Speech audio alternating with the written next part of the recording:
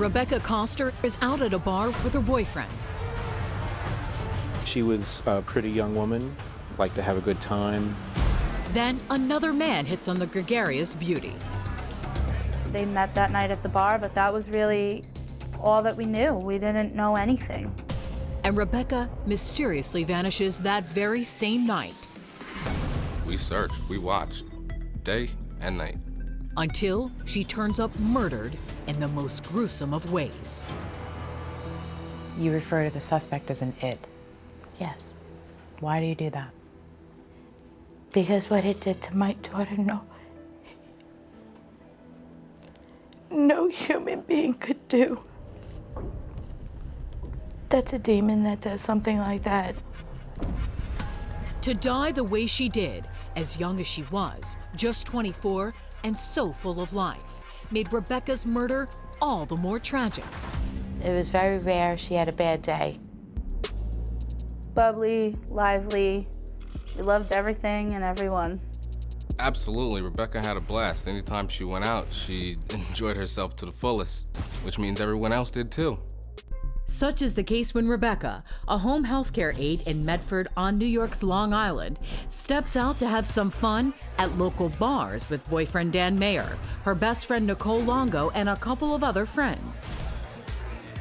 We had a drink, we had a good time. What was Becky like that night? Was she having fun? Yeah, she was great. So everything between Becky and Dan was great that night. Fine, everything was fine. Nicole leaves early, not knowing it would be the last time she would see lifelong friend Rebecca alive. What was the last thing Becky said to you when she left? I'll talk to you later. See you later. Love you. Bye. And that was it. It is in the early hours of the morning that a mysterious stranger strikes up a conversation with Rebecca as she's getting a drink. The encounter is captured on surveillance video that the police have not released, but which Rebecca's family has seen. And we can see him interacting with her. At one point on the video, he takes her phone and he puts his number in. What we know is that she was here with her boyfriend, Dan, and a couple of other friends. They say they dropped her off at her house, and she text messaged her mother, who is a nurse working the night shift. She had asked Rebecca to let her know she got home safely. And all seems normal when Mom Barbara gets home in the morning. Her car, her pocketbook's there. But Rebecca is not, nor is her cell phone. And when she doesn't answer text or turn up for work, Barbara gets worried and talks to boyfriend Dan. He assured me that he had dropped Becky off around 3, that he saw her into the house, and that was the last he had seen her. The police are notified Rebecca is missing, and family and friends begin their own search for her, guided by a computer device that tracks the location of her phone. We got cell phone service pings, and it would bring us to all these different places.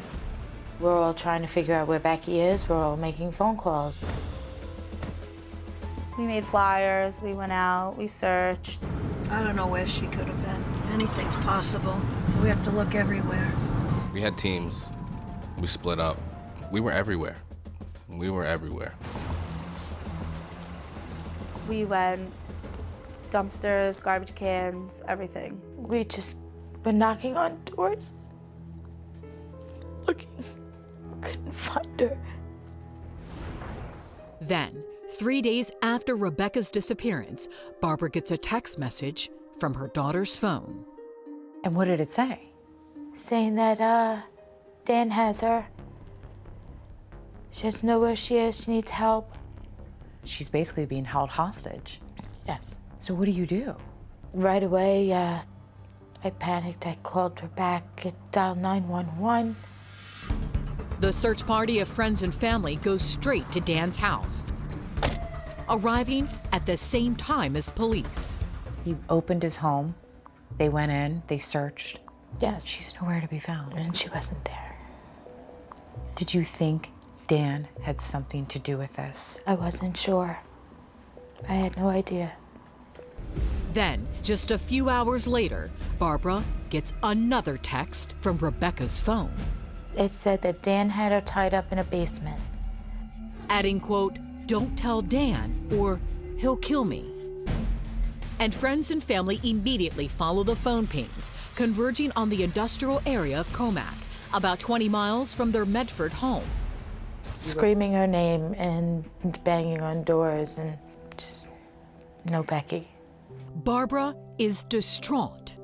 Can't sleep, don't want to eat, it's where is she, where is she? And why isn't this working? Why can't we find her? Neither the family nor the police can fathom why Rebecca would text her mother instead of calling or texting 911. I'm feeling completely lost at this point. It doesn't make sense. Can't put these pieces of the puzzle together because something's just not right. Something doesn't fit. But Barbara clings to the hope her daughter is still alive. I had friends that went to psychics and they said, she's fine. She's gonna come home alive. She's just in a dark place, but they're gonna find her and she's gonna come home. Then, tragic news. I just remember saying, don't say it. Don't say it. I grabbed my coat and ran outside. Next, Rebecca's body is found mutilated and burned beyond recognition, hiding all clues to her killer's identity, except for one he inadvertently leaves behind. They find a fingerprint on the duct tape, and it It led back to him.